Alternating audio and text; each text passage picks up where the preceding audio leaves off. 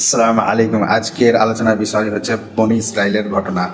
যে ব্যক্তি বলেছিল, তার ছেলেদেরকে আদেশ করেছিল যে অর্ধেক মাটিতে পুঁতে দিতে আর অর্ধেক পুড়িয়ে নদীতে ফেলে দিতে, সেই ব্যক্তির আজকে বিস্তারিত আলোচনা করলেন উস্তাদ শেখ মতিউর রহমান মাদানী হাফেজাল্লাহ। চলুন বক্তব্যটি শোনা যায়। তিনি বলছেন, নবী সাল্লাল্লাহু আলাইহি ওয়াসাল্লাম বলেন, কানা রাজুল ইউসরিফ আলা নাফসিহি। ওই আগের হাদিসটি আসছে অন্য ভাষা দিয়ে। এখানে আবু হুরায়রা বর্ণনা করছেন, হুযায়ফা ছিলেন, তার আগে আবু সাঈদ, ওই যে জ্বালাতে বলেছিল তার মৃতদেহ, লাশ।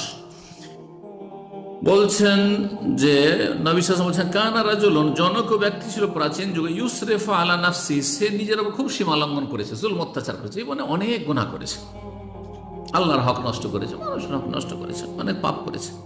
ফালাম্মা হাযারাহুল মাউত, যখন তার মরণের সময় উপস্থিত হইল, কাল আলে বানিহে, তার সন্তানদেরকে বলল, ইযা আনা মিত্তু বা মুত্তু, যখন আমি মারা যাব, ফাহরিকুনি, আমাকে জ্বালিয়ে দিও, সুম্মা থানুনি, তারপর আমাকে পিষে নিও, মানে আমার মৃতদেহকে, লাশকে পিষে নিও জ্বালিয়ে, সুম্মা জাররুনি ফির রিহে, তারপরে আমাকে উড়িয়ে দিও ঝড়ো বাতাসে বা ঝড়ের সময়। ফাওয়াল্লাহি, আল্লাহর কসম করে বলছি, লাইন কাদার আল্লাহ আলিয়া, যদি আল্লাহ আমার ওপর সক্ষম হয়ে যান, মানে আমাকে ধরে নিতে পারেন, তাহলে ওর ধারণা এইভাবে করলে আল্লাহ ধরতে হয়তো পারবেন না। এটা তো আকীদার সমস্যা, তাই না? এটা কুফরি কথা নয়। কেউ যদি বলে আল্লাহ আমাকে ধরতে পারবেন না, আমি যদি লোহার সন্দুকে ঢুকে যাই তো মালাকুল মওত আমাকে খুঁজে পাবে না, এটা কথা চলবে? মালাকুল মওত আল্লাহর পক্ষ থেকে, আল্লাহ বলে দেবেন যে অমুক জায়গায় আছে, তাই না? মালাকুল মওত আলেমুল গায়ব না, যদি আল্লাহ না জানান তো। জি, ঠিক কিনা? মালাকুল মওত সম্পর্কে যদি এটা আমাদের বিশ্বাস থাকে, তো রব সম্পর্কে কি বিশ্বাস? আইনামা তাকুনু ইউদরিকুমুল মওত, যেখানেই থাকো না কেন, যে অবস্থায় থাকো না কেন, মাটির তলায় তুমি চলে যাও না কেন, তোমাকে মরণ পাবেই পাবে, ধরবেই ধরবে তোমাকে। তো যেই আল্লাহ মরণদাতা, মালাকুল মওতকে পাঠিয়ে অমুক জায়গায় লুকিয়ে আছে, ধরো ওকে, সে আল্লাহ রাব্বুল আলামিন উঠাতে পারবেন না, পুনরুত্থান করাতে পারবেন না। যিনি প্রথমবার না থেকে, জিরো থেকে হিরো বানিয়েছেন, সৃষ্টি করেছেন, কিছুই ছিলেন, লাম ইয়াকুন শাইআন মাযকুরা, সূরা তাহরা বলেছেন, কিছুই ছিলেন না, অস্তিত্বহীন আমরা ছিলাম, কিছুই ছিল না।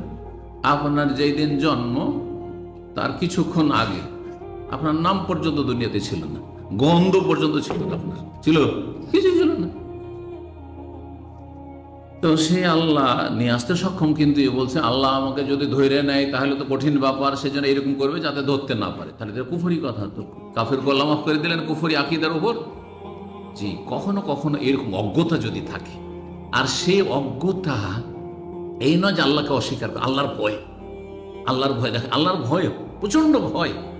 এই আল্লাহর ভয় একদিকে তার নেক আমল, আর একদিকে অজ্ঞতার কারণে সে আকীদা পরিপন্থী কথা বলছে, যে আল্লাহ যদি আমাকে ধরে নেয় সেই জন্য আল্লাহ মাফ করেছে। তো কোন কোন ক্ষেত্রে, আকীদার ক্ষেত্রেও আল্লাহ হয়তো অজ্ঞতার কারণে ছাড় দিতে পারেন, এই হাদিসটা প্রমাণ করে। আর কেউ কেউ বলেছেন কাদারা মানে আল্লাহ সক্ষম হওয়া নয়। কাদারার কয়েকটি অর্থ হয়। কাদারা মানে সুপরিমিত করা, এখান থেকে তকদির, ওর মানে তো সক্ষম নয়। ইন্না কুল্লা শাইইন খালাকনাহু বিকাদার, আমি সব কিছুকে সুপরিমিত করে সৃষ্টি করেছি, মানে তকদিরের সাথে সৃষ্টি, সবকিছুর তকদির রয়েছে। তো কাদার মানে একটা পরিমাণ নির্ধারণ। উর্দু ভাষাতেও একটা পরিমাণকে মেকদার বলা হয়। ইসকি মেকদার क्या है আরবি থেকে। তাহলে কাদার মানে পরিমাণ হয়, সুপরিমিত করা হয়। কাদার মানে সংকীর্ণ করা, সংকুচিত করা। আবার এই যে ছেড়ে দিলেন, সংকুচিত হয়ে গেল।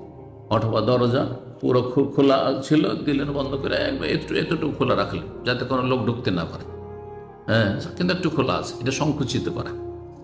সংকুচিত করার আরবি হচ্ছে কাদার। সূরা ওয়াল ফজর ওয়া লায়ালিন, সূরা ফজর পড়ে দেখেন, বুঝছেন? আল্লাহ মানুষকে দুইভাবে পরীক্ষা করেন, সুখ সচ্ছলতা দিয়ে, টাকা পয়সা দিয়েও পরীক্ষা করেন, আর অভাব দিয়েও পরীক্ষা করেন। ফাআম্মাল ইনসানু ইযা মাবতালাহু ফাকাদারা আলাইহি রিজকাহু, মানুষকে যখন আল্লাহ পরীক্ষা করেন, ইবতিলা, পরীক্ষা করেন কি দিয়ে? ফাকাদারা আলাইহি রিজকাহু, তার রিজিককে আল্লাহ সংকুচিত করে দেন। ছিল বেতন ৩,০০০, আর হঠাৎ করে এক্সিট লাগলো, দেশে কি ১ পয়সা ইনকাম না, গোটা মাস চলে গেল, একটা টাকাও পকেটে নেই। রিজিক কিভাবে সংকুচিত হয়ে গেল? অথবা হঠাৎ করে কোম্পানি এমন ডাউন হইলো, বলে যে বেতন 50, 1,500 এখন, না 1,000, পোষায় থাকো, না নতুন লোক নিয়ে আসবো, নতুন কন্ট্রাক্ট। হচ্ছে না, হচ্ছে না? কাদার আলী রিজকাহ, সংকুচিত আল্লাহ করে দিলাম। এটা টাকা পয়সার রিজিক, আয়ুর রিজিক। আয়ুর রিজিক আল্লাহ সংকুচিত। কাউকে আল্লাহ 80 বছর 100 বছর বয়স দিয়েছেন, কারো 30 বছরের শেষ, 20 বছরের শেষ, সংকুচিত। তার এই আয়ুর রিজিক আল্লাহ, এটাও রিজিক মানে অংশ, সংকুচিত। তো সংকুচিত করার ক্ষেত্রে কাদারা, তাহলে কাদারা একটি অর্থ হচ্ছে সংকুচিত করা। কাদারা একটি অর্থ হচ্ছে কুদরত থেকে। কুদরত মানে, কুদরত মানে কি? কুদরত মানে বুঝেন না? সেটা বাংলায় ব্যবহার হয়। মহান কুদরতের মালিক আল্লাহ মানে কি? ক্ষমতা। কিছুই বুঝেন না, আস্তাগফিরুল্লাহ বলি কুদরত বুঝেন না, না ভয়ে ভয়ে সব যে কুদরত মানে কি। আল্লাহ কাদের বা কাদির, আল্লাহর নাম কি? কাদির মানে কি? ক্ষমতাবান। ইন্নাল্লাহ আলা কুল্লি শাইইন, এটা তো আপনারা সবসময় বলেন, আল্লাহ সবকিছুর উপর ক্ষমতাবান, হ্যাঁ, সর্বশক্তিমান। আর আয়াত হচ্ছে ইন্নাল্লাহ আলা কুল্লি শাইইন কাদির। আর কুদরত মানে বলতে পারেন, কুদরত ওখান থেকে কুদরত। তো কাদারা এক ধরনের মানে ক্ষমতা, কাদারা মানে সংকুচিত করা, আর কাদারা মানে হচ্ছে পরিমাণ নির্ধারণ করা। তিনটি অর্থ মানে একই, একবারে সেম সেম, কাফ দাল রা, কাফ দাল রা। তাহলে কোনখানে কোন তর্জমা করব?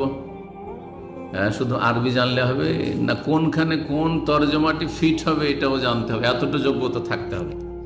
এখানে দ্বিতীয় অর্থ চলতে পারে, লাইন কাদার আল্লাহ আলাইয়া, যদি আল্লাহ আমার জন্য সংকুচিত করে দেন, মানে আমার আগামী জীবনটাকে সংকুচিত এমন করলেন যে আল্লাহ একবারে এক একটি করে আমার হিসাব নেওয়া শুরু করে। ধরেন যদি আমাকে আমার জীবনটাকে সংকুচিত যদি করে দেন, আর আমি মরার পরে গিয়ে ফেঁসে গেলাম, আল্লাহ যদি ফাঁসিয়ে দেন, এই লাইন কাদার আল্লাহ আলী, তাহলে কিন্তু তখন এই আকীদা পরিপন্থী বিষয় না।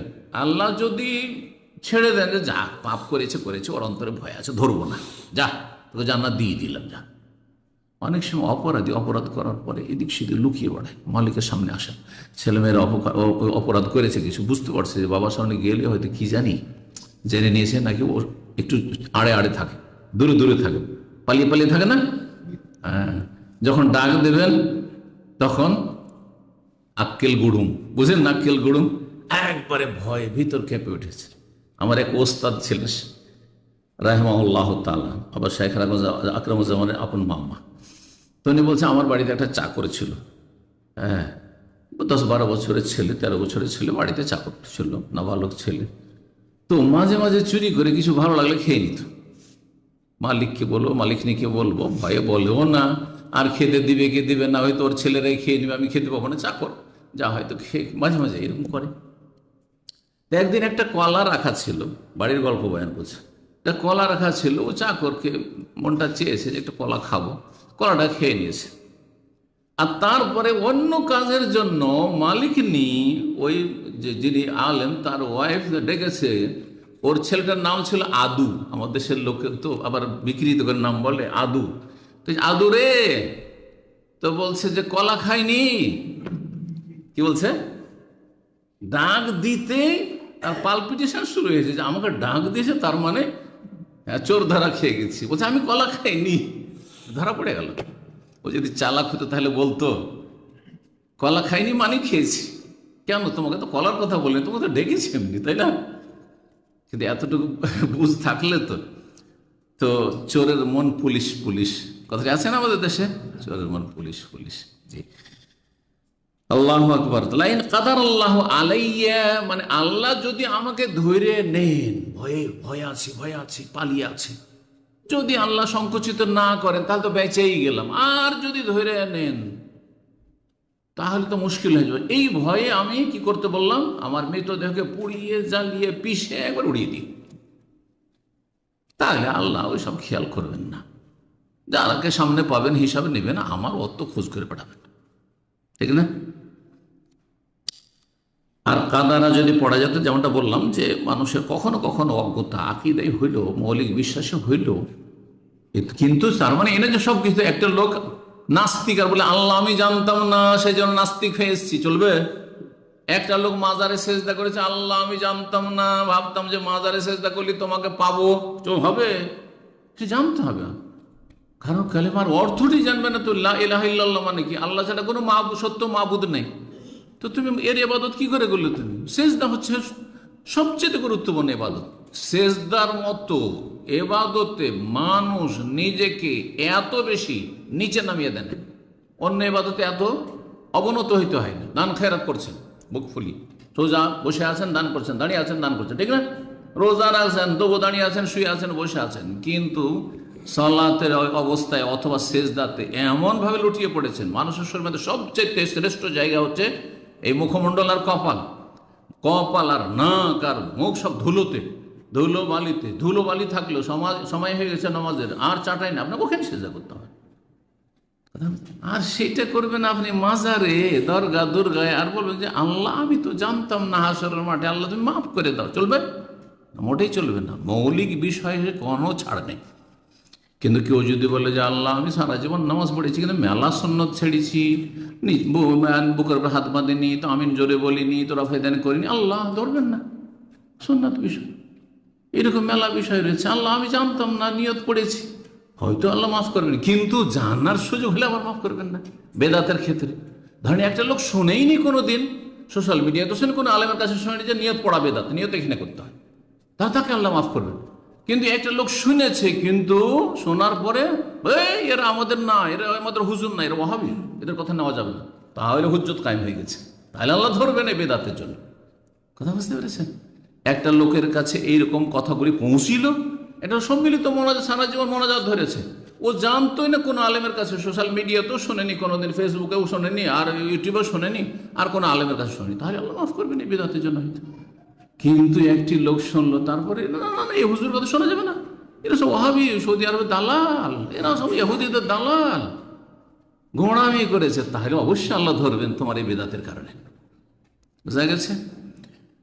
কিন্তু ইসলামের মৌলিক বিষয় হচ্ছে তাওহীদ, লা ইলাহা ইল্লাল্লাহ। আপনি বড় বড় শিরক করবেন, নাস্তিক হয়ে থাকবেন, বেদিন হয়ে থাকবেন, জীবনে নামাজ পড়বেন না, বলে আমি নামাজের গুরুত্ব জানতাম না, মানে মুসলিমের সন্তান নামাজের গুরুত্ব জানতাম না, এটা গ্রহণযোগ্য নয়।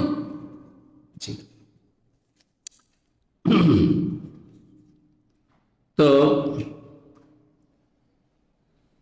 বলছেন ওই হাদিসে যে আল্লাহ যদি আমাকে ধরে নেন তো লাইয়াযিবানি আযাবান, এমন আল্লাহ আযাব শাস্তি দেবেন, মা আযাব আহাদ, আল্লাহ আমার মতো কঠিন শাস্তি কাউকে দেবে না, কারণ আমার মতো অপরাধী দুনিয়াতে নেই।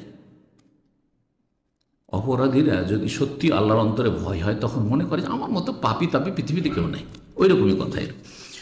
ফাল্লাম্মা সে যখন মারা গেল, ফয়লা বিহি যালিকা, তেমনটাই করা হলো যেমনটা তার ওসিয়ত ছিল। ফাআমার আল্লাহু তাআলা আরযা, আল্লাহ জমিনকে নির্দেশ দিলেন, বললেন ইজমাই মা ফিকে মিনহু, এই লোকের যে মৃতদেহের যা কিছু পিষে হে জমিন তোমার মধ্যে উড়িয়ে দেওয়া হয়েছে, সবগুলিকে তুমি একত্রিত করে জমা করে দাও। জমিনকে আল্লাহ নির্দেশ দিলেন, কারণ জমিনে রয়েছে, জলে হোক আর স্থলে হোক। ফাফালা, জমিন তাই করলো, কারণ আল্লাহর হুকুম, আল্লাহ শুনতে হবে জমিনকে। ফাইদা হুয়া কায়মুন, তারপরে সে সুন্দর সুঠাম একজন মানুষের রূপ ধারণ করে আল্লাহর সামনে হাজির, দণ্ডায়মান হইল, আসামির কাঠ পড়ায়। ফাকালা, তখন আল্লাহ জিজ্ঞেস করছেন তাকে রুহের জগতে, মাহামালাকা আলামা সানাতা, এই কাজ করার জন্য তোমাকে কোন জিনিসটি উদ্বুদ্ধ করলো, কেন এই কাজ করলে, আর এই উপদেশ দিলে তুমি আমাদেরকে ওসিয়ত করলে। কালা ইয়া রাব্বি, হে আমার রব, খাশিয়াতাকা হামালাতনি, তোমার ভয় আমাকে এই কাজে উদ্বুদ্ধ করেছে, এত ভয় হয়েছে যে আল্লাহ যদি ধরে নেয় তো আমাকে এত কঠিন শাস্তি দেবেন জাহান্নামে, আমার মতো শাস্তি কারো হবে না, এই শাস্তি থেকে রক্ষা পাওয়ার জন্য আমি এই কাজটা করতে বলেছিলাম আমার ছেলেদেরকে। ফাগাফার আল্লাহু, আল্লাহ তার এই ভয়ের নেক আমল, আল্লাহর ভয়, এটি আকীদা, অন্তরের বিশ্বাস, ঈমান, এই ঈমানের বদৌলতে, ওসিলাতে আল্লাহ তাকে মাফ করে দিলেন। ওয়াকাল গায়রুহু খাশিয়াতুকা, আর জায়গায় মাখাফাতুকা ইয়া রব, আল্লাহ তোমার ভয়, মাখাফাতুন খাউফুন অথবা খাশিয়াতুন, দুটোর মানে হচ্ছে ভয়, ভীতি। 3000। জি আলহামদুলিল্লাহ, লেকচারটি শেষ করলাম। অবশ্যই ভালো লাগলে শেয়ার করে দেবেন একে অপরের মাধ্যমে। তা আল্লাহ সুবহানাহু ওয়া তাআলাকে এমনভাবে ভয় করতে হবে যেন আল্লাহ দেখে আমাদেরকে ভাব করে, এইভাবে ভয় করতে হবে।